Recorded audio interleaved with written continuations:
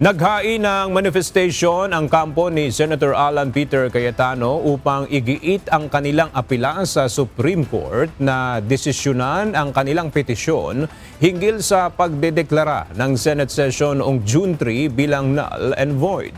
Sa 19 na pahinang manifestation na isinumite ng kampo ni Cayetano, iginiit nito at ng kanyang mga kaalyado na ang naganap na Senate session noong June 3 kung saan naihalal bilang Senate Pro Tempore at Acting Senate Secretary si Senator Sherwin Gatchalian ay walang bisa.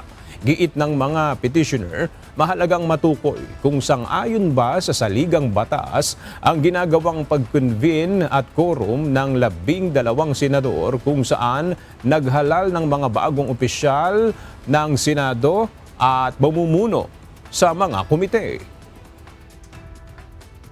So yung pag-file po natin sa Supreme Court ay pagsasabi that this is not about the Senate presidency. This is about constitutional order.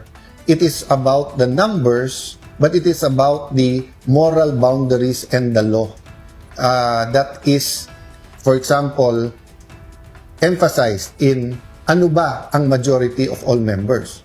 May kaugnayan po to sa impeachment kasi narinig na natin, sabi nung iba, ay pag 23 lang sila o 22 lang, edi baka hindi 16 ang kailangan para mag-convict.